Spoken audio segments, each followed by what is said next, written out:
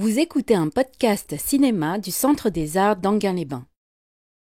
J'ai un peu de nervosité à vous présenter To Be or Not To Be parce que j'adore tellement ce film que évidemment ça me met en position de penser que je n'arriverai jamais à vous transmettre pourquoi et ou être à la hauteur même du film. Je vous donne d'abord peut-être, alors je situe dans on est quand même à notre avant-dernier film de Lubitsch dans ce cycle, ce qui m'attriste, même si après on a Wilder qui a, comme vous le savez, co-écrit pour Lubitsch, donc qui est tout à fait dans le prolongement. Mais c'est vrai qu'on a atteint une certaine apogée la dernière fois avec Haute Pègre, dans le sens d'une apogée formelle, de sécheresse, comme ça, d'économie dans la comédie, de sophistication de la comédie. On atteint là un autre palier, on arrive à un autre palier avec ce film sorti en mars 1942. Alors, on entend mars 1942, voilà, on se dit là, il y a autre chose que des gens dans des beaux appartements blancs au début des années 30.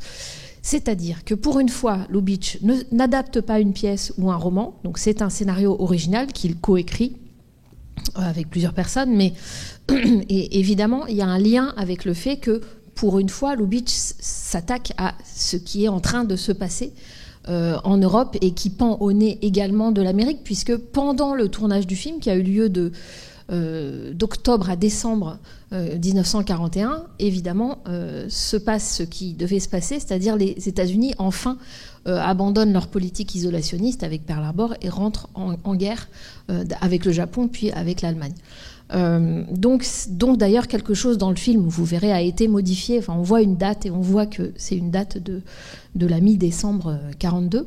Donc le film est en prise avec son époque et quelle prise. Enfin, c'est pas seulement qu'il devient réaliste, c'est que là il rentre complètement dans l'histoire de plein pied. Or, ça va être l'un des sujets du film, justement, comment être à la hauteur de son époque, de ce qui se passe de tragique à son époque. C'est évidemment un problème qui se pose pour Lubitsch lui-même, qui, comme vous l'avez vu et comme vous le savez, venait du théâtre, venait de l'artifice, venait de la farce, venait de la comédie. Donc c'est pas rien de s'attaquer au nazisme à ce moment-là. Vous savez bien aussi, et je m'en arrêterai pour l'introduction, qu'avant ce film-ci, qui sort donc début 42, je l'ai dit, qui est endeuillé d'ailleurs par la mort de l'actrice principale Carole Lombard, magique star hollywoodienne. Ça devait être au début Miriam Hopkins, que vous avez vu dans les films précédents, qui avait fait 3 films avec Lubitsch dans le genre blonde hollywoodienne.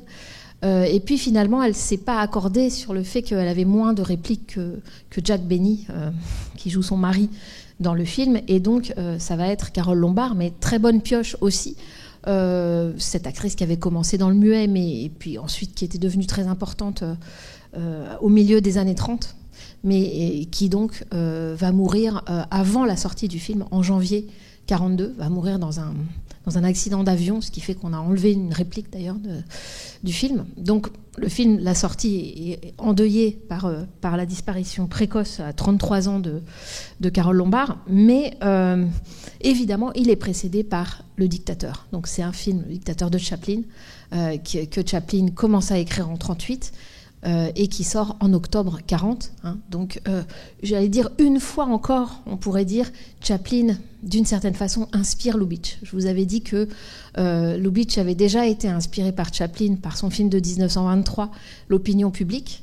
Eh bien, d'une certaine façon, c'est la même personne qui avait eu l'idée, qui avait soufflé l'idée à Chaplin de faire Le Dictateur autour d'une ressemblance de moustache entre Charlot et...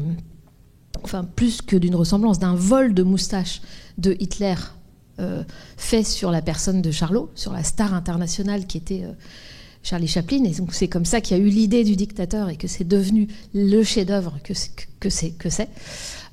Et puis c'est le même Alexander Korda qui coproduit ce film-ci. Donc vous voyez qu'il y a une logique. et que, d'une certaine façon, To Be or Not To Be discute aussi avec le dictateur de Chaplin. Donc je vous laisse voir comment, et puis j'espère que vous resterez un petit peu après, parce que, surtout si vous avez en tête d'autres films de Lubitsch, la question qu'on a déjà abordée du théâtre, de ce que c'est que faire du cinéma, mais avec le théâtre comme vision du monde, d'une certaine façon, elle est absolument développée dans tous ses aspects, dans To Be or Not To Be, titre évidemment shakespearien. Shakespeare est partout dans l'œuvre de Lubitsch, on y reviendra peut-être. Donc voilà, bon film et à tout à l'heure. Oui, ce qui me frappe, je disais, on a un petit peu parlé de la présence de la théâtralité et du théâtre en général chez Lubitsch dans la mise en scène, mais là, pour une fois, il en fait le cœur, le sujet même du film. Je vous ai dit combien il avait lui-même un passé d'acteur, combien il aimait les acteurs, ça vous le voyez dans tous ses films. Mais c'est vrai que ça devient absolument central dans celui-ci. Et ce qui me semble intéressant, c'est peut-être de réfléchir au fait que pourquoi est-ce qu'il franchit la rampe, comme je disais, de s'adresser à quelque chose de brûlant et d'entrer dans l'histoire lui-même, et non pas de rester dans son petit théâtre, on pourrait dire, son petit théâtre dont on a vu qu'il était basé sur des triangles amoureux, etc. Pourquoi, comment ça peut s'articuler? Bien sûr, il y a une raison, je veux dire, simple, politique, biographique, etc. Mais dans son œuvre même, il me semble qu'il y a quelque chose de très cohérent, et qui serait que le nazisme lui-même est un spectacle, est une mise en scène. Alors ça, on l'a bien vu avec les films de Leni Riefenstahl, que Chaplin, donc avant Lubitsch, a vu et étudié de près. Et quand on voit le dictateur, on voit bien qu'il a bien compris cela, c'est-à-dire le nazisme, pas uniquement cela, mais le nazisme étant reposant sur une très forte ritualisation et sur toute une organisation spectaculaire pour manipuler les masses. Donc l'idée que le nazisme est lui-même un théâtre, et lui-même du théâtre, je veux dire, et du spectacle, ça s'articule assez bien avec le fait de s'intéresser à cette petite troupe d'acteurs polonais. Mais ce qui est aussi intéressant, c'est comment il montre qu'il y a au moins, il y en a peut-être d'autres, mais au moins 2 qualités et défauts aux acteurs qu'il met en scène, et qui serait, disons, l'obsession de leur image, donc ce narcissisme assez comique, assez grotesque, The Great Joseph Tura, cet immense acteur, etc. Et en même temps, la qualité, le contrepoint, disons, de ce défaut d'acteur, dont on pourrait dire qu'avec une certaine affection, Lubitsch associe ça aux acteurs. Et la qualité, ce serait leur capacité, c'est peut-être un peu contradictoire, mais en tout cas leur capacité justement à être, protéin ou frigoli, à justement pouvoir se transformer, se métamorphoser tout le temps. Et donc il y a la présence des postiches dans le film, jusqu'à la moustache, à la fin, etc., qui là encore rappellent le dictateur, effectivement, et cette histoire de moustache que Hitler a de fait, dans son image, dans sa mise en spectacle de lui-même, volé à Charlot, qui était déjà une star internationale en 1915. Donc il y a bien eu un vol historique de Hitler dans l'image qu'il a, dans le spectacle qu'il a donné de lui-même à Charlot. Et donc cette histoire de moustache se retrouve ici dans le film. Alors, je ne sais pas comment vous l'avez apprécié les uns les autres, mais il me semble que quand même, la scène avec Siletsky, avec les 2 Siletsky, est une sorte d'apogée dramatique du film. C'est-à-dire dramatique au sens où... d'apogée d'abord, je dirais, dans la mise en scène. C'est-à-dire je pense qu'on ne peut absolument pas imaginer que ceci va arriver, et que c'est très malin dans l'écriture et aussi dans la façon dont c'est filmé. Et d'apogée aussi du film, dans le sens où devient très cohérent que To Be or Not To Be, la fameuse phrase shakespearienne qui désigne dans Hamlet plutôt la question du suicide, la question existentielle, disons, individuelle malgré tout, devient là quelque chose de collectif. Quand on rentre dans l'histoire, quand on fait partie de ce groupe de résistance, ça devient quelque chose, cette fois-ci, de politique et de collectif. Et que dans cette scène avec les deux Silecki, on comprend enfin ce qu'on, me semble-t-il, ce qu'on pressent dans tout le film, et qui est que ces acteurs ne sont pas juste une petite troupe d'acteurs qui font les pitres ou qui essayent de parler de politique, mais qui en fait sont censurés. Là, ils ont la chance de s'externaliser sur la scène de l'histoire, mais du coup, to be or not to be, être ou ne pas être, effectivement, bien jouer devient un enjeu de survie. C'est-à-dire que si on joue mal, on va perdre sa vie et on va perdre la vie des autres et du pays. Donc il y a un enjeu qui devient, leur enjeu qui serait, disons, un enjeu individuel, professionnel, devient un enjeu politique et historique. Alors qu'on a bien vu au début qu'il y avait, que finalement c'était d'assez mauvais acteurs, tous. Enfin, c'est-à-dire qu'il y a le couple Tsura qui se croit tellement énorme que, enfin, surtout lui, Joseph, qu'il en fait trop. Et puis, il y a les autres secondaires qui sont aussi cabotins, d'une certaine façon, qui rajoutent des répliques, « Hail myself », etc., qui est très drôle, cette réplique. Elle résonne très très fort, justement, notamment, elle fait suite au dictateur, d'une certaine façon, de Chaplin, là encore. Mais malgré tout, cette troupe de hams, c'est-à-dire de cabotins, hein, avec le jeu de mots, vous avez entendu dans la réplique qu'on ne pouvait pas traduire dans les sous-titres, c'est-à-dire ce que vous êtes, moi je n'ai pas le droit de manger, ma religion m'interdit de le manger, à savoir ham, du jambon, mais aussi ham, un cabot, un cabotin. Eh bien, voilà, ça va devenir un enjeu, c'est-à-dire que mal jouer ou en faire trop ou ne pas savoir improviser, ça peut vous coûter la vie. Donc il me semble qu'il y a une espèce de scène, il y a deux scènes qui fonctionnent un peu comme des scènes jumelles. C'est la scène qu'a proposé lui-même de mettre en scène et de jouer Tsura, qui est la scène à la fausse Gestapo, donc la scène où il va finir par se tromper de porte. Et puis ensuite, la scène qui répare en quelque sorte cette erreur, et qui est la scène où il a une maîtrise totale, parce qu'il se confronte à la mort. C'est-à-dire que littéralement, il est face à un mort et à sa propre mort. Et c'est quand même fou d'aller raser le mort et de lui mettre la fausse barbe. Il y a quelque chose de physique là qui est à la fois de l'ordre du gag et qui est à la fois quand même, me semble-t-il, de l'ordre d'une sorte de transgression, d'un tabou de la mort. Alors ce qui est intéressant dans la scène, la première scène qu'il rate, donc, la scène où il a plus rien à dire, où on s'apercevra qu'en fait Erhardt ressemble à ce type qui n'a plus rien à dire et qui rit bêtement, mais on ne le sait pas encore. Ce qui est intéressant, c'est que pourquoi il rate, c'est-à-dire pourquoi il va ouvrir la mauvaise porte et ça va commencer à déclencher chez le professeur Silecki un soupçon qui ensuite va se confirmer. Toujours avec, chez Lubitsch, ce qui lui vient du muet, c'est-à-dire qu'il y a beaucoup de jeux de regard, de gestes, etc., qui sont les indices de quelque chose avant même que le dialogue ne prenne le relais. Donc là, il va ouvrir une porte, en fait, elle est fermée à clé, et donc il y a quelque chose qui ne va pas. Quelque chose ne va pas dans les habitudes de cet homme qui devrait pouvoir circuler normalement dans ses bureaux. Mais vous remarquerez que pourquoi il est troublé et il ouvre la mauvaise porte, c'est parce qu'en fait, il a arrêté de jouer.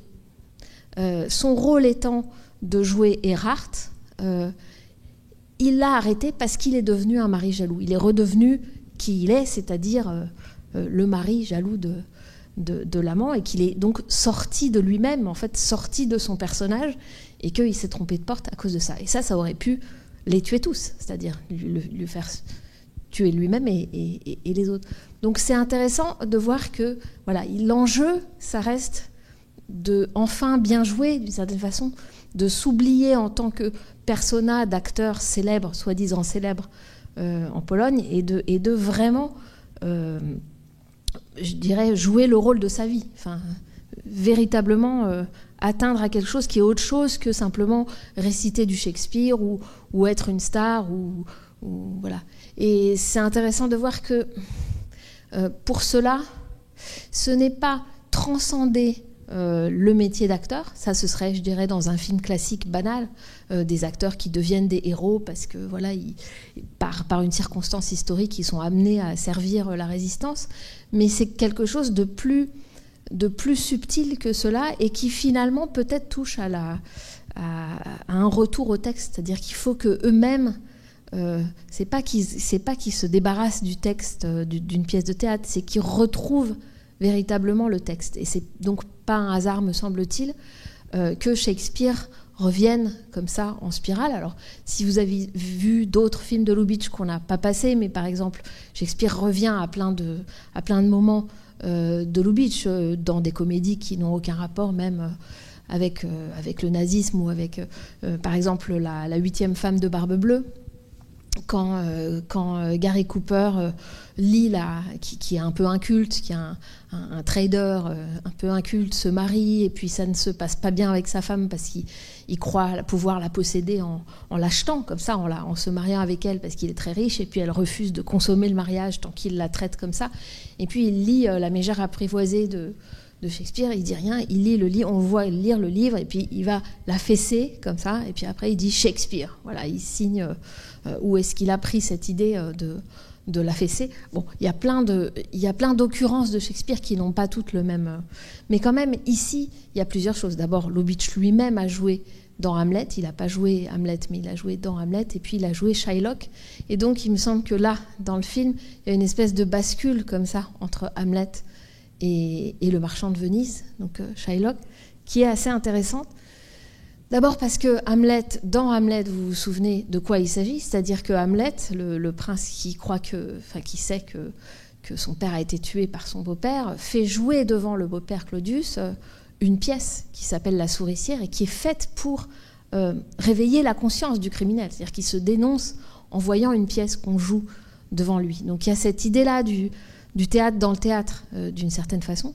Mais il me semble plus intéressant le passage au marchand de Venise, enfin disons le deuxième plan qui serait derrière Hamlet, le marchand de Venise, en particulier parce que c'est assez osé dans le Hollywood de cette période de faire jouer des comédiens, de montrer que ce sont des juifs polonais. Et notamment à travers le personnage de Félix, joué par Félix Bressard, que vous connaissez peut-être si vous avez vu Ninotchka, enfin que vous reconnaissez peut-être, qui fait partie de la troupe comme ça de Lubitsch, celui avec la moustache, qui a une tête tellement humaine, enfin tellement amicale, je ne sais pas comment dire, qu'on le reconnaît. Et on le reconnaît dans Ninotchka, on le reconnaît dans The Shop Around the Corner, Rendez-vous en 1940, un peu avant avec James Stewart. Et qui est donc ce second rôle de Lubitsch et qui est particulièrement juif pour lui. Pour Lubitsch, c'est une sorte d'alter ego de Lubitsch plutôt que d'avoir pris comme alter ego le personnage du metteur en scène d'Obosch, dont on voit bien que c'est un metteur en scène qui... Enfin, c'est pas au niveau du metteur en scène qui se projette Lubitsch, mais plutôt dans ces acteurs qui tout à coup deviennent aussi en même temps metteurs en scène et pour qui attendent en fait toute leur vie de jouer le rôle de leur vie. Et donc là, le rôle de sa vie, de cet acteur de second rôle juif, ce serait de jouer Shylock, justement. Il faut peut-être rappeler que Le Marchand de Venise a été la pièce la plus jouée en Allemagne parce que Shylock, le juif, y est un méchant. Enfin, c'est très complexe comme... mais là, voilà, ce qu'il dit, c'est si vous nous touchez, si vous nous... Comment, je ne vais pas citer Shakespeare exactement. Ne saignons-nous pas, etc. Donc c'est en fait rare dans le Hollywood de cette période que la judéité soit montrée comme ça de front. Alors vous me direz pourquoi. Il y avait déjà eu ce problème. En fait, il n'y a que Chaplin qui a osé avant prononcer le mot juif, justement dans le Dictateur. Mais sinon, ça faisait partie de ces espèces d'interdits du côté raboteur de l'idéologie hollywoodienne, si vous voulez, de ne pas particulariser comme ça des ethnicités ou des religions, et donc de faire passer les scénarios avec quelque chose de beaucoup plus universalisant que ça. Donc en fait, c'est assez osé dans un film hollywoodien, de montrer ce personnage juif qui va jouer le rôle de sa vie. Et vous remarquerez d'ailleurs qu'il n'est pas présent à la fin, quand ils sont tous réunis en Écosse, en Angleterre, et qu'ils s'auto-congratulent d'une héroïsation. Lui, il n'y est pas. Et je trouve que c'est assez poignant, parce qu'on se dit du coup que il a peut-être pas survécu. Enfin, je sais pas comment si ça vous a marqué qu'il n'y soit pas, ou si ça passe vite mais je pense que c'est pas du tout un hasard qu'il n'y soit pas. C'est assez terrible. Bon, je n'hésitez pas à intervenir. En tout cas, moi, j'aime beaucoup cette idée qui me semble t'as développée sur quelque part, d'une certaine manière, il y a Lubitsch donne un peu une leçon en fait à la mauvaise mise en scène nazie quelque part, enfin ce mauvais théâtre nazi. Enfin, il va peut-être opposer justement ce que tu appelles bien joué, ou en tout cas déployer aussi une certaine ruse, une subtilité, enfin quelque chose de beaucoup plus fin en fait. Et je trouve ça très très beau. C'est-à-dire que oui, ce qu'on voit aussi, ce qu'on perçoit, l'air de rien, c'est-à-dire que l'air de rien dans le sens où le film fait très justement théâtre, enfin, et qu'il y a ce mélange très malaisant. D'ailleurs, ça a été assez mal reçu de mélange de comédie et de tragique absolu, de conscience politique et de choses qui nous paraissent vaudevillesques, enfin, ciel mon mari, quoi. Et ça. C'est quelque chose d'ailleurs à laquelle Lubitsch a répondu, parce qu'il y a eu notamment dans le New York Times, ce fameux Bosley Crowther dont on voit toujours le critique du New York Times, et j'avais noté que... Parce que Lubitsch avait raison, il respectait la critique, il respectait les critiques, et donc il a répondu au New York Times. Donc, dans mon souvenir, cet article dit que le film est... insensible, enfin de mauvais goût. En gros, voilà, c'est-à-dire que ce serait non seulement de mauvais goût, mais insensible de faire de l'humour comme ça sur ce qui est en train d'arriver de tragique. Vous savez que ça, évidemment, c'est toujours ce qu'on ressent. Enfin, c'est toujours la grosse question. Peut-on rire de tout ? Enfin bon, voilà, c'est un peu dissertatoire. Mais donc il va respecter. Il va dire. C'est vrai que j'ai essayé de sortir de la formule hollywoodienne habituelle. J'étais fatiguée des deux recettes établies et reconnues. Le drame avec des moments de détente comique, comic relief, ou la comédie avec des moments de détente, entre guillemets, dramatique. J'avais pris le parti de faire un film qui ne cherche à tendre ou à détendre personne de quoi que ce soit. Un film dramatique quand la situation l'exige et comique quand il le faut.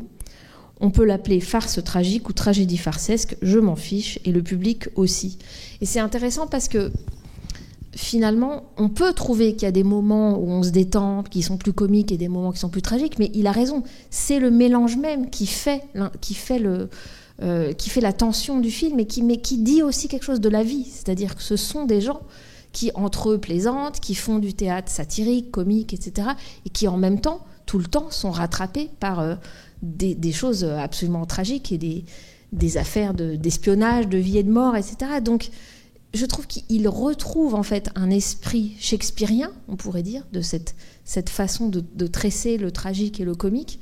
Mais c'est mal perçu à l'époque, parce qu'effectivement, c'est comme avec Chaplin, le dictateur, si on se dit mais comment des millions de gens, surtout rétrospectivement, des millions de gens vont être envoyés dans des camps de la mort, des camps d'extermination, et est-ce qu'on peut rire de camps de concentration ? Bon, alors là, déjà, il y a les deux. Il y a le fait que camp de concentration est différent de camp d'extermination à l'époque, sinon, comme disait Chaplin sur le dictateur, sinon il n'aurait pas fait ce film, voir.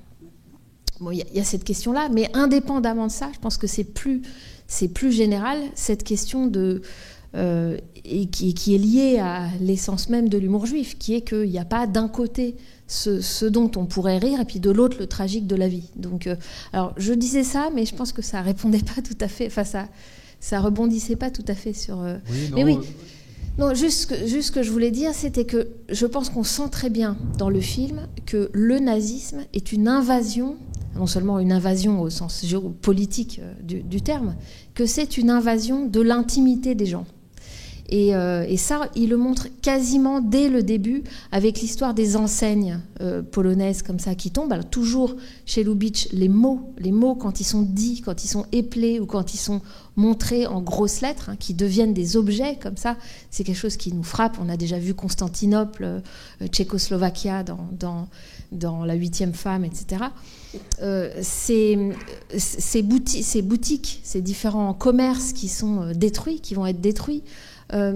Mais dès la première scène avec la voix off qui fait un peu actualité et qui va lancer le flashback, qui va expliquer qui est ce faux Hitler finalement qu'on voit dans la rue, ce qu'on voit, c'est dans l'intimité même, dans le quartier, dans les commerces des gens que Hitler s'invite, même si c'est un faux Hitler et même si c'est un gag puisqu'il serait végétarien mais il regarderait dans la vitrine d'une charcuterie. Ce qui est montré, c'est vraiment la façon dont le nazisme s'immisce dans l'intimité. Et je trouve que l'une des scènes les plus glaçantes du film, c'est la scène de séduction, entre guillemets, entre Silecki et Maria Tura au début, qui lui explique, on pourrait dire sincèrement, que le nazisme... les nazis sont aussi humains et même très humains et qu'ils ont des sentiments, qu'ils ont des désirs en fait. Et je trouve qu'il y a quelque chose d'autant plus horrible quand on a vu d'autres films de Lubitsch, parce que Lubitsch, on sait qu'il ne fait quasiment que des comédies sexuelles, on pourrait dire sex comedies, ou tous les sous-entendus qui sont un peu là d'ailleurs dans l'histoire de l'avion, là, avec Robert Stack qui dit « Est-ce que vous voulez voir mon avion ?» etc. Mais enfin, moins que d'habitude, on pourrait dire. Mais que donc, ce discours-là, il peut aussi être mis dans la bouche d'un nazi, qui devient, lui, tout à coup, l'homme qui dit « Mais moi aussi, je peux être dans ce théâtre de séduction, je peux être dans un film de Lubitsch. » C'est horrible, quoi. C'est-à-dire que nous, spectateurs, on voit que le nazisme va occuper jusqu'à des espaces très, très intimes. Ce que propose le film, enfin ce que se proposent les personnages du film, c'est de faire l'inverse. C'est de dire, puisque la politique est théâtre, n'est que théâtre, puisque le nazisme, c'est du mauvais théâtre, comme tu disais, la dictature, c'est ça n'est que des mises en scène grandiloquentes pour impressionner les masses, pour remplacer la religion d'une certaine façon. Eh bien, le théâtre lui-même va en fait franchir la rampe et se répandre dans la ville. D'où le fait que, comme par hasard, ils font la Gestapo, la fausse Gestapo, dans le théâtre. Enfin, c'est avec cette autre très grande scène, me semble-t-il. Alors du coup, j'ai revu Le Grand Alibi, Stage Fright d'Alfred Hitchcock. Je me souviens plus la date de ce film. 50. D'accord. Où je me disais, mais oui, c'est dans Hitchcock qu'il y a aussi des scènes comme ça, de poursuites dans des coulisses, avec des cintres, etc. Puis finalement, j'ai été très déçue, parce qu'il y a très peu véritablement de travail sur le décor du théâtre, dans l'espèce de poursuite un peu finale dans Le Grand Alibi. Et donc, cette scène de poursuite dans le théâtre, en fait, au niveau de la mise en scène, elle est exceptionnelle. Elle est vraiment excellente. C'est-à-dire que le fait que ce soit sur la scène qui meurt, quoi. Et c'est une espèce de moment de cristallisation voilà, maintenant, ça doit être... Le théâtre lui-même doit contre-attaquer, on pourrait dire, puisque le nazisme s'est emparé du théâtre, a détourné le théâtre, alors... du cœur du théâtre, du cœur du petit théâtre, des ouvriers du théâtre, on pourrait dire, il va falloir que ça atteigne l'histoire, quoi, que ça ne peut pas rester dans sa petite boîte. C'est un grand enjeu, finalement, pour Lubitsch. Je veux dire, c'est un grand pas pour Lubitsch, parce que si vous vous souvenez de ses débuts, et notamment ses débuts muets, il y a ce moment incroyable, ce prologue du film qui s'appelle La Poupée, dit Puppe, dont j'ai peut-être déjà parlé en 1919, où on voit Lubitsch lui-même, il y a une table, il y a une boîte, et il ouvre une boîte, et c'est une sorte de maison de poupée, et il y a des petits personnages, et il dispose ces petits personnages. Et c'est un prologue au film où on va voir après les personnages qui sont joués par des acteurs, quoi. comme une sorte de mise en abîme pour montrer que bah oui, c'est Lubitsch qui a inventé cette histoire puis qui met en scène des petits personnages. Alors ça c'est à la fois très beau, mais c'est à la fois la limite, on pourrait dire, quand l'histoire devient urgente et qu'on puisse accuser des artistes comme lui d'être resté dans ce monde factice qu'il a créé. Bah non, là il le fait, il va loin. De même que c'est un peu le même geste. C'est pour ça que je le compare aussi à Chaplin, qui a pris Charlot, qui a pris ce personnage qu'il avait façonné pendant toutes ces années, qui lui avait apporté la gloire internationale, etc., tout public, et puis qui tout à coup le met dans un film qui on pourrait dire, s'immole publiquement. C'est-à-dire qu'il tue le personnage de Charlot dans Le Dictateur. C'est plus le petit barbier juif qui porte une ressemblance avec Hitler, et tout le film est autour de ça, et devient autre chose que Charlot. Et Charlot ne reviendra pas. Donc il donne Charlot à l'histoire, on pourrait dire. Ça, c'est quelque chose de très fort. Alors, le discours, je ne sais pas si vous avez en tête Le Dictateur de Chaplin, il y a ce discours. Ce moment où tout à coup, ça n'est plus ni Hitler sous les traits de Charlie Chaplin, ni le petit barbier juif qui lui ressemble, qui parle, mais tout à coup, on reconnaît Chaplin lui-même, c'est-à-dire qu'on voit sa mèche blanche, on voit et qui tient un discours, que vous avez peut-être en tête, qui a un discours humaniste et qui le tient face caméra. Donc il y a une sorte de décrochage par rapport au récit, par rapport à un film de fiction, et c'est de la propagande, si vous voulez, au meilleur sens du terme, d'une certaine façon, mais malgré tout, ça l'est. C'est-à-dire, c'est du discours. Tout à coup, on sort de l'histoire du film pour s'adresser directement à l'auditoire de ce moment-là. C'est un moment très fort, mais c'est un peu une limite aussi du cinéma. Et ce qui est intéressant, c'est que To Be or Not To Be est peut-être mineur, disons, par rapport au Dictateur de Chaplin. Il n'y a pas ce coup d'éclat-là, il n'y a pas cette espèce de décrochage un peu méta-narratif qui est un acte radical, d'une certaine façon. Mais vous remarquerez que c'est un peu dédoublé. Dans la scène de Meurtre à l'Opéra, c'est-à-dire la scène qui se passe autour de la salle, dans le théâtre, mais dans le hall, enfin dans le... Comment on appelle ça, la coursive, quoi, l'endroit près du moment où on rentre dans les loges, eh bien, ce qui se joue, c'est que le faux Hitler, lui, il ne prononce pas de discours, contrairement à ce qui se passe dans Le Dictateur. C'est cet acteur qui dit bah, si je ressemble à Hitler, et voilà, c'est Bronski. Et puis par contre, c'est l'autre, c'est Greenberg qui parle et qui dit le discours de Shylock, qui est une sorte de discours de la pure victime, on pourrait dire, du juif comme pure victime. Donc c'est intéressant comme les deux n'ont pas la même stratégie, disons, à ce moment-là, mais que quand même il y a quelque chose d'assez ressemblant dans ces moments de discours un peu du film. Bon, tu dis une chose et après je dévie, pardon. Alors, est-ce que quelqu'un aurait une question ou un commentaire, peut-être? Oui. Est-ce que quelqu'un parlera de Carole Lombard et de sa robe, pour prendre concentration? Il y a plusieurs choses, donc je ne sais pas si je vais réussir à être directe. Moi, je l'ai vécu Moi, je n'avais jamais vu le film. Je ne connaissais même pas d'autres versions. Et finalement, c'est un film où l'histoire est dramatique, c'est assez dramatique, et en fait, ce sont les acteurs qui nous font plutôt rigoler, parce qu'ils ont chacun leur charisme. Et pour moi, ça faisait écho au début, quand le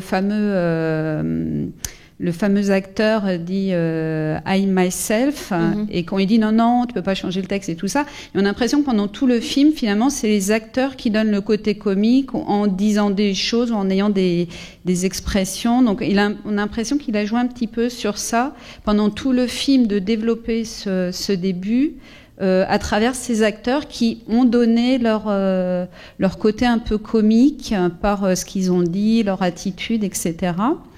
Alors là-dessus, oui, juste une chose, vous avez tout à fait raison, c'est-à-dire que ça fait programme. C'est pas un hasard si c'est au début, ça.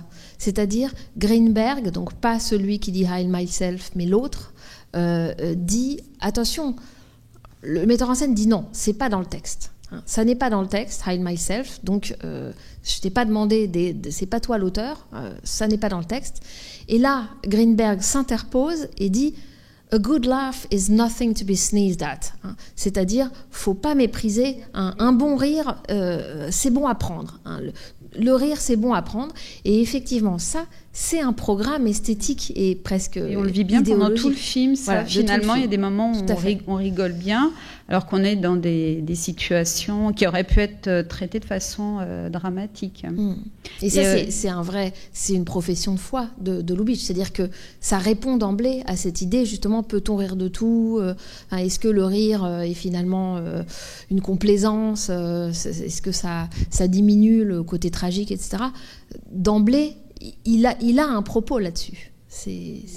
Voilà. Et pareil, pendant tout le long du film, moi j'ai eu beaucoup de mal à reconnaître qui étaient les vrais, les faux. Oui. Et j'ai eu l'impression presque qu'on nous entraînait jusqu'à la fin, comme ça. De plus en plus, on les voyait, puisqu'on les voit aller se cacher. Donc on voit un peu les coulisses, même carrément sur la fin.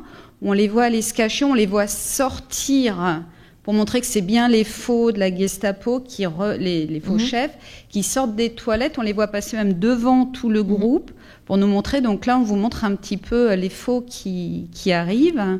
Et pendant j'ai l'impression que c'est progressivement, on est de plus en plus complices de leurs méfaits à eux. Et au début, c'est vraiment plus... c'est même rien que la première scène, moi je pensais que c'était quand en fait le petit garçon rentre pour demander le tank, je pensais que c'était quelque chose de réel. Bien sûr. Et en fait, on est vraiment introduit dans quelque chose de réel pour découvrir à la fin, non, en fait, c'était juste du théâtre. Mais progressivement, on voit de plus en plus la machination se mettre en route, jusqu'à avoir ces acteurs qui passent carrément devant pour nous montrer que là c'est dans leur trucage, quoi. Enfin, on est de plus en plus mis en... Enfin, j'arrive pas à exprimer je pense qu'au début il y a une espèce d'attaque cinématographique délibérément, c'est-à-dire se joue un nœud très fort au début entre les moyens du théâtre, puisque on voit une troupe effectivement de théâtre, mais on ne le sait pas tout de suite. Ce qui commence, c'est le cinéma, puisque ce qui commence, c'est primo la bande d'actualité, la voix off, il n'y a pas ça au théâtre, les actualités, donc tout ça est de l'ordre du cinéma, et donc là sur le versant qui serait pseudo-documentaire, et le flashback, qui est un procédé de cinéma. Donc en fait, on a l'impression que d'emblée, même si ensuite le film va être sur le théâtre, si on va beaucoup voir les coulisses, etc., ce qui est posé d'abord, c'est quand même les moyens du cinéma. C'est pour ça que j'insistais sur le fait que le film était un scénario original, pour une fois, et non pas tiré d'une pièce. Donc, c'est important parce qu'un film a beau être sur le théâtre, il a beau, dans sa mise en scène, reposer sur une grande théâtralité, sur une connaissance profonde du théâtre, mais c'est toujours quand même articulé avec le cinéma. Et peut-être quand vous dites on les voit de plus en plus... on voit de plus en plus faire leur métier. Je pense que c'est effectivement dans la mise en scène et dans l'écriture qui nous amène à faire corps avec leur métier, mais aussi à montrer que leur théâtre et le théâtre de l'histoire peuvent, alors c'est un peu utopique, mais peuvent se rejoindre. C'est-à-dire que les deux, les vrais soldats et les faux soldats, dans la scène que vous décrivez, font corps. Et d'ailleurs, ce sont les faux militaires qui se font suivre par toute une troupe de vrais militaires. C'est assez fort, ça. C'est-à-dire, comme on pourrait dire, des civils qui se font suivre par des militaires. Donc c'est complètement utopique, d'une certaine façon. Ça ne s'est pas produit dans l'histoire. Mais par exemple, Tarantino, quand il va faire Inglourious Basterds, c'est le même concept d'Uchronie, si vous voulez, de reprendre des personnages historiques. En l'occurrence, lui, il va très très loin puisqu'il fait sauter Hitler dans un cinéma. Mais c'est la même idée. C'est l'idée que le cinéma, et là je dirais plus le cinéma que le théâtre, a le pouvoir de retravailler l'histoire en train de se faire. Et c'est aussi l'idée du dictateur, d'ailleurs. C'est-à-dire que tout à coup, le type qui ressemble, qui a un barbier de rien du tout, va monter à la tribune en étant pris pour Hitler. C'est cette idée que... Et ça, je pense que c'est vraiment la force du cinéma qui est mise en avant. Vous voyez, que le cinéma peut... par son caractère analogique, de proximité avec le documentaire, avec les bandes d'actualité, etc., faire que l'histoire change. C'est hyper fort. Sauf que chez Lubitsch, c'est articulé avec l'impulsion théâtrale, on pourrait dire. Le fait que la joie, le collectif pour Lubitsch, c'est d'abord la troupe. C'est pas le couple. On en a déjà parlé. Le couple, ça va pas du tout, en fait. Le couple, en tant qu'il est que 2, ça va pas du tout. Le couple, il est toujours le 3. Il y a toujours le 3e. Et c'est pour ça que, même à la fin, l'un des gags les plus forts, on rit pas aux éclats parce que, voilà, je sais pas, il fait froid, on n'est pas beaucoup. Mais au fond, le type qui voit qu'il y en a un nouveau derrière qui va sortir quand on dira to be or not to be, c'est absolument génial dans le sens où, comme je l'ai dit avant, parce qu'on s'est trouvé déjà dans des configurations de trio, ça va beaucoup mieux. Enfin, comment dire, la garantie de la circulation du désir et de l'amour et donc de la vie, elle est quand même apportée par le 3e élément, quoi. C'est-à-dire que quand il n'y a que les 2, c'est horrible. Je veux dire, quand le mari rentre chez lui, ce qui est devenu son tout petit chez lui, avec les 2 petits lits, le petit poêle, puisqu'on leur a confisqué leur grand appartement, et qui trouve l'amant tombé de son avion, littéralement, dans le lit, c'est très drôle parce que on se dit, mais heureusement qu'il y a ce jeu... Je ne sais pas si vous vous dites ça, ou alors c'est... Heureusement qu'il y a ce jeune homme dans leur couple. C'est-à-dire, on voit les 2 petits lits et on se dit, ah, c'est intéressant, c'est exaltant d'une certaine façon. Et d'ailleurs, il dira, et je trouve très belle cette scène, vous voyez la scène dont je veux parler, dans sa rapidité. C'est-à-dire qu'on s'attend à la grande scène de vaudeville, là attention, ça va se bagarrer, etc. Et en une seconde, alors d'abord il dit to be or not to be et l'autre se lève comme un somnambule, mais le 2e acte de ça, c'est que presque tout de suite, il ressaisit le premier rôle et il dit mais c'est moi qui vais aller le tuer, le nazi. Et il dit I love Poland and I love my slippers. Phrase extraordinaire à la fois de quelqu'un qui pourrait être un collaborateur, d'accord, j'aime bien mon pays, mais enfin quand même... J'aime bien mes charentaises. J'aime autant mes charentaises.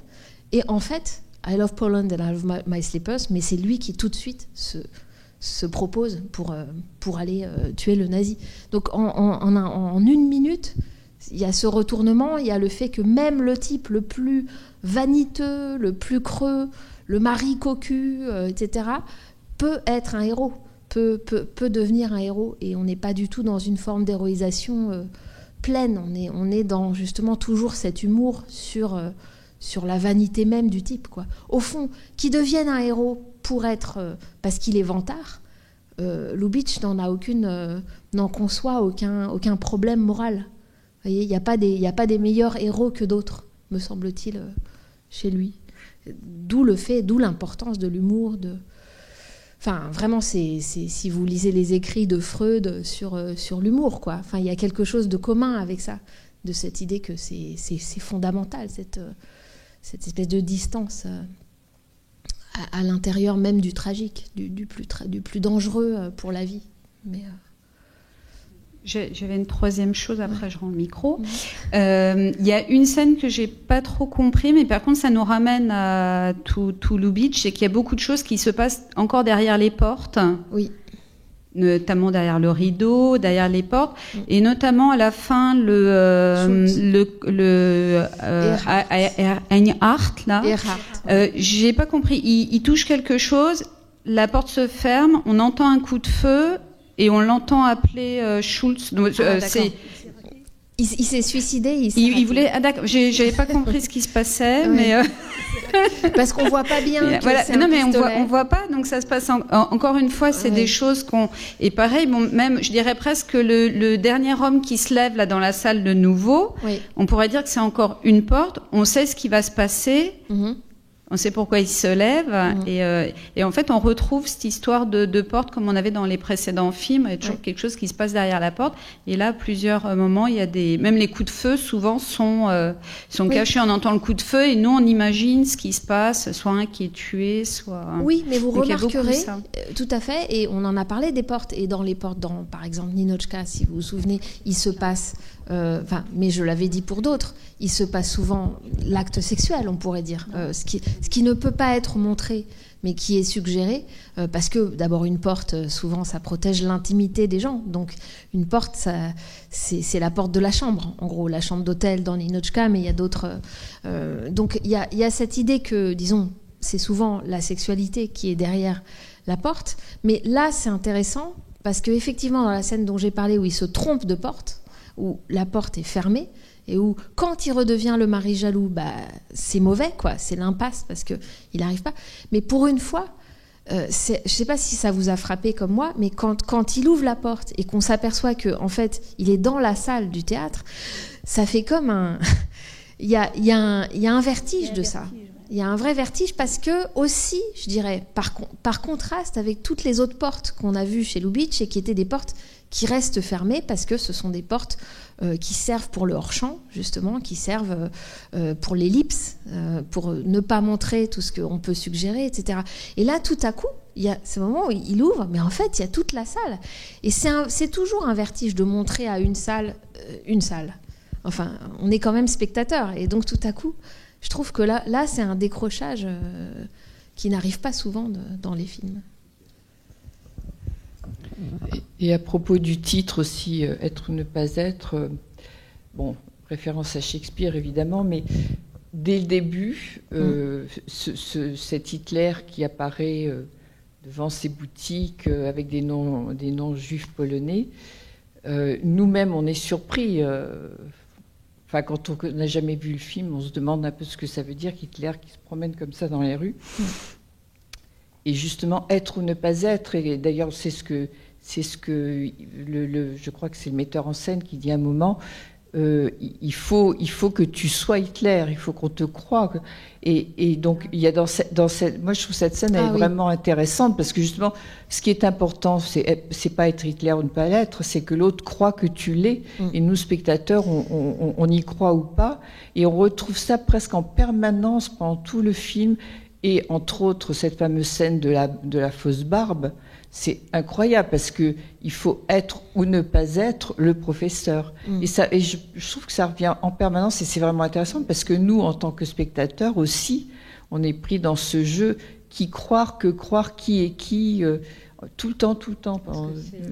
Oui, alors, mais juste cette scène où le metteur en scène dit, il y a un truc, je sens pas Hitler en lui. Ce qui est assez drôle. Il aurait presque pu dire, l'acteur, mais de toute façon Hitler, il était aussi à moitié juif, et moi aussi. Enfin bon, ça aurait pu rentrer là-dedans. Et en fait, ce qui est très drôle, c'est que la photo. Oui. Et qui dit ça n'est pas ressemblant. C'est normal, parce que la photo c'est moi. Alors la photo non plus, ça va pas. Et donc c'est ça en fait. C'est ça chez Lubitsch, c'est que le gag est à double. C'est la deuxième fois que c'est encore plus drôle. C'est-à-dire c'est quand il pointe la photo et que la photo c'est lui et que ça va toujours pas. Et alors qu'est-ce que ça. Et le troisième temps du gag, c'est Greenberg, je sais plus qui dit, non, c'est Dobosh qui dit, mais non, he's just a man with a little moustache. Mais non, ça va pas, parce que tu n'es qu'un homme avec une petite moustache. Et l'autre dit, mais c'est ça Hitler. Et là, c'est vraiment aussi très chaplinien, parce que ça veut dire que Hitler, on pourrait dire, n'est que un type avec une petite moustache. Et de fait, c'est ça. C'est-à-dire qu'une fois, c'est pour ça que c'est du théâtre aussi, le nazi. C'est pas que les grands trucs à la Leni Riefenstahl. C'est aussi, le type, il a, et c'est un pictogramme, quoi. Donc c'est la frange et la moustache, et ça suffit, et qu'il a volé à Chaplin, donc. Et c'est ça qui porte. Donc ils disent une vérité du dictateur en disant ça. C'est-à-dire qu'il est vide, qu'il est aussi une figure vide, qui fonctionne comme une figure vide, mais c'est... Oui, mais non, parce que quand l'acteur, finalement, c'est un acteur qui est dans la rue, le petit garçon vient lui demander de signer avec son nom d'acteur. C'est une petite fille. C'est une petite fille. Et aussi, effectivement, la scène où il redevient le mari jaloux et il n'est plus le professeur, on retombe dans ce to be or not to be, c'est-à-dire d'un seul coup, il n'est plus.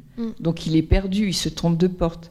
Et on a l'impression que, Lubitsch est très fort là-dessus. Moi, je trouve ce film génial pour ça. C'est que même en le revoyant, moi j'avais vu il y a un certain temps, on est reperdu en permanence. Il nous emmène, il nous balade. Voilà, on est baladé pendant tout le film.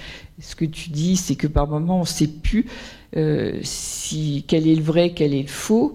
Et entre autres, alors justement la scène au théâtre, ce qui est intéressant, je ne sais pas si vous l'avez remarqué, c'est que les costumes des faux nazis sont un tout petit peu plus clairs. Oui ou non? C'est bien ça. Oui. Je me suis demandé si c'était parce que les hauts gradés étaient en réalité pas de la même couleur, ou si c'était vraiment uniquement pour que nous, spectateurs, on ait bien une vue du ballet, quoi, qu'on voit bien qui sont les acteurs et qui sont pas les acteurs. Moi, je pense qu'il y a quand même des divisions différentes, et que les gens autour d'Hitler étaient peut-être pas dans la même couleur, mais je peux me tromper. Et alors du coup, en parlant, là, d'un seul coup me vient aussi cette idée, vous savez maintenant, je sais pas comment on appelle ça, les personnages publics, politiques, alors qui ont des doublures. Voilà. Oui. Donc... Oui, c'est pas nouveau qu'ils aient des doublures, mais ça vient du cinéma, on pourrait dire. Le cinéma utilise tout le temps des doublures, lumière, des doublures. Mais quand je disais, mais il dit Hitler, ça n'est qu'un homme avec une petite moustache, c'est pas pour dire on peut mettre n'importe quel type avec une moustache et il va être pris pour Hitler. Vous avez raison, puisque dans la rue, elle reconnaît l'acteur. C'est pas ça, c'est beaucoup plus profond sur la figure politique d'Hitler. C'est-à-dire qu'on peut mener des masses au pire en n'étant rien, quoi. En n'étant rien. Donc, je pense que c'est plutôt ça qui dit qu'il suffit de mettre une moustache sur quelqu'un et il sera pris pour Hitler. Enfin, il y a les deux, en tout cas. Et ce qui est intéressant aussi, c'est au niveau théâtral, c'est que les scènes d'extérieur qui rappellent tout ce qui s'est passé en Pologne, on a à chaque fois l'impression que c'est des plaquages de scènes de théâtre, des mises en scène. Quand les boutiques sont détruites, on a l'impression à chaque fois qu'on rentre dans une nouvelle pièce, enfin une nouvelle scène, quoi. Oui, d'ailleurs on est confus au début parce que effectivement cette fausse bande d'actualité est une pièce, ce qui est impossible d'une certaine façon. C'est-à-dire que ça c'est faisable au cinéma, mais on imagine mal dans une pièce cet extérieur-là avec les enseignes.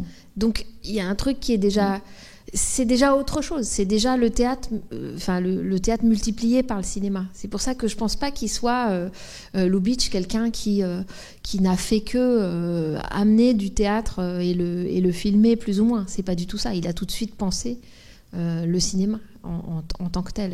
Sauf que le cinéma emboîte le théâtre qui lui-même arrive à déborder sur l'histoire, quoi. Ça c'est quand même ça la force d'utopie, disons, du film, comme il y a aussi dans Le Dictateur, de manière plus grande forme, plus sérieux, parce que si vous vous souvenez de la fin du Dictateur avec Anna qui est au loin et qui entend comme ça par la radio, il y a quelque chose d'éthéré presque, de l'esprit de résistance qui est sublimé. Tandis que là, chez Lubitsch, c'est beaucoup plus matérialiste d'une certaine façon. De même qu'on n'en a pas beaucoup parlé, et je vais pas vous retenir, mais simplement le personnage féminin central, il est quand même très important. Et il est jamais sublimé, c'est-à-dire qu'elle est jamais, me semble-t-il, justement, contrairement à, mettons, Anna jouée par Paulette Goddard dans Le Dictateur, qui est la fiancée, mais qui porte le nom de la mère de Chaplin. Enfin, il y a toute une sublimation dans ce personnage-là qui est l'espoir, quoi, qui est un truc eschatologique presque. Ça reste, c'est une femme adultère, c'est quelqu'un qui fait partie de la troupe, c'est une actrice, et elle reste une femme adultère jusqu'à la fin, quoi. Il n'y a pas d'histoire où elle s'améliorerait, enfin, où tout à coup elle aimerait plus son mari à la fin. Elle l'aime toujours, elle le dit au début qu'elle l'aime avec sa vanité, avec le fait qu'il veuille avoir le nom au-dessus du sien sur l'affiche, etc. Ce qui était une réalité d'ailleurs entre Jack Benny qui joue Joseph Tura, qui s'appelait d'ailleurs Benny Kubelski, qui était un juif d'origine russe ou polonaise, je crois. Et Carole Lombard, qui a réussi, Carole Lombard, à avoir avoir son nom en premier, parce qu'elle lui a dit, toi, tu as les meilleures répliques, ce qui n'est pas complètement faux. Mais donc voilà, il y avait aussi cette réalité entre les deux acteurs. Mais disons que ce personnage féminin me semble aussi intéressant dans le sens où il n'est pas utilisé de manière habituelle, disons, où il n'est pas sauvé à la fin comme étant quelqu'un qui serait supérieur aux autres ou idéalisé. Elle fait partie de la troupe, elle fait partie du triangle amoureux, et elle continue à tromper son mari après, à la fin. Oui, c'est ce que nous, spectateurs, on imagine, parce qu'on a vu les pièces précédentes, mais le monsieur qui se lève là, ouais. Après tout, on ne sait pas pourquoi il se lève à ce moment-là et où il va. Ah si, si. Ça peut être, il peut très bien se lever à ce moment-là parce qu'il sent pas bien, comme elle dit au début. Alors moi je crois pas, c'est-à-dire que je pense pas. Ouais. Enfin, je pense pas. Alors vraiment, c'est marrant parce que ouais. Nous on est préparés. On avait déjà une sorte de bisbille autour d'une interprétation comme ça la dernière fois. C'est-à-dire que vous tenez absolument à ce que le couple, à la fin, qui est un scénario de remariage d'une certaine façon. Alors que je pense que chez Lubitsch, non, c'est vraiment ce côté perpétuel du trio. C'est-à-dire qu'il faut un troisième terme pour que ça continue à avancer, à vivre, à être drôle, à être humoristique, à être... parce que si on n'est que deux et qu'en plus on est d'accord, c'est la mort, quoi. C'est les slippers, c'est les charentaises, quoi. Donc... moi, je pense que là-dessus, il n'y a pas d'ambiguïté. Le gag, il est que il y en a un nouveau, et puis ensuite, il y en aura un nouveau derrière, et un nouveau derrière, et il y aura de plus en plus de cocus dans la salle. Et on sera tous une grande salle d'hommes trompés. Mais oui, je vois pas... Mais ça veut dire qu'elle n'est jamais... Voilà, ça veut dire que c'est le contraire du scénario du remariage, quoi. Il me semble. Non, mais je suggérais ça, mais j'y croyais pas un instant. Non, mais par contre, dans le reste de l'intrigue, c'est quand même elle, la seule personne de la troupe qui ne se déguise pas, qui ne joue pas un autre rôle. En fait, elle continue de jouer son rôle, alors qu'au début, elle est très excitée par le fait de devenir espionne. Enfin, il y a toujours cette histoire d'espionne. Donc, on a l'impression que toute seule, elle se fait son propre rôle d'espionne, et que c'est elle qui fait tout, alors qu'en fait on lui demande rien. Mais c'est vrai que c'est assez étrange, parce que finalement elle est toujours là et on a l'impression qu'elle n'est pas là en même temps. Oui. Donc et sans être non plus diaphane, quoi. Elle est quand même très présente, et on a l'impression qu'elle se fait finalement son propre rôle. Et elle est quand même centrale, parce que sans elle, ça aurait été compliqué de mener à bien leur action. Alors, non, pas forcément, mais parce qu'on lui propose pas de le faire. Donc, en fait, elle se laisse. Et on la voit jamais sur scène aussi. On la voit se maquiller, machin chose, mais on sait pas ce qu'elle donne sur scène, si elle est bonne actrice. Non, parce que je pense qu'il répartit l'intérêt des caractéristiques des acteurs sur différents personnages. Donc, le type vaniteux, c'est le mari. Elle est toujours dans un truc de rivalité quand même avec le mari. Est-ce que son nom sera là ? Donc il y a quand même ça. Mais moi, je pense que quand vous dites elle est toute excitée de devenir espionne, moi, je le vois, elle joue à la femme qui dit « Ah, vous voulez faire de moi une espionne ? Ah, ça peut m'intéresser. » Elle le joue. Pour moi, c'est pas le personnage qui, sincèrement, veut être espionne. Deux personnages, de fait, il l'est déjà, espion. C'est ça qui est intéressant, si on compare avec quelque chose qui est assez proche, qui est les films, et il y en a beaucoup, il y en a une douzaine, les films d'espionnage d'Hitchcock, où souvent il y a un rôle dévolu à des femmes. Enfin, si vous pensez à La mort aux trousses, Eva Marisin, mais même bien avant, dans ces films anglais, par exemple, Une femme disparaît. La jeune femme, quoi, la jeune femme qui est enquêtrice, qui a envie de participer à l'histoire, justement. Et dans Une femme disparaît, ça passe en Europe juste avant la guerre. Il y a des affaires comme ça politiques de résistance qui commencent à se monter.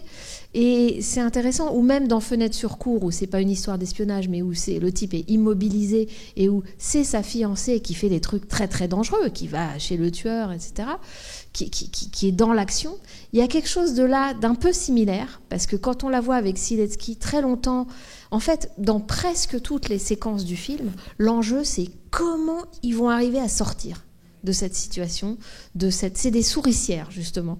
C'est comment le personnage va sortir de l'hôtel Europe, de la Gestapo, de la salle, de la scène.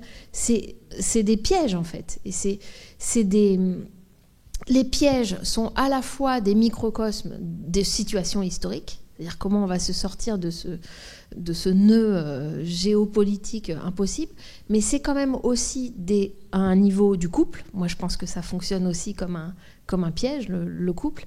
Et c'est des questions de mise en scène, quasiment. C'est ça qui est excitant. C'est voilà, on est dans cette situation. Le type ne peut pas sortir.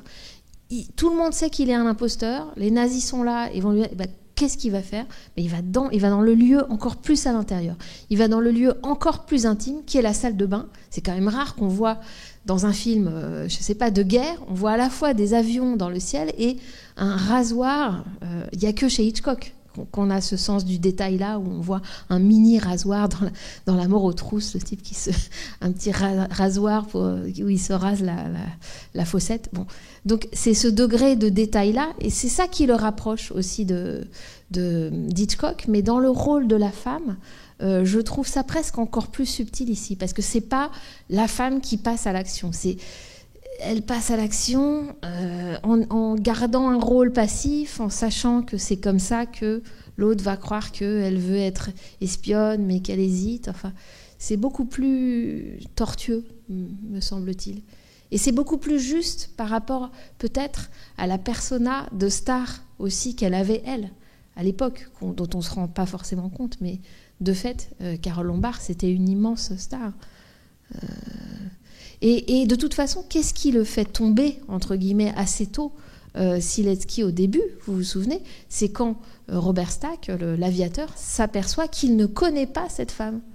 Je sais pas, c'est comme si en France, je sais pas, quelqu'un ne connaît pas Anne Sinclair, je dis ça comme ça, par exemple, ce qui est quelque chose de très français, et en même temps, c'est bizarre si quelqu'un d'un certain âge n'avait pas connaissance du tout d'une personnalité. Donc c'est marrant comme ce tout petit détail fait qu'on sait d'emblée qu'il est qu'il est perdu pour nous, quoi. Pour elle, merci. Pour elle, c'est un rôle, quand il lui demande si elle veut bien être espionne, il n'utilise pas ce terme, elle dit mais j'ai déjà joué ce rôle, oui, et donc on comprend tout de suite qu'en fait elle veut jouer. Alors ça c'est, vous voyez, vous entendez oui. qu'elle veut jouer, moi j'entends pas ça. Oui. Ouais, j'entends qu'elle prétend que ayant déjà joué le rôle, oui. elle peut le rejouer. Elle peut le rejouer. Mais tout oui. ça est tout ça est un mensonge, je dirais. Oui.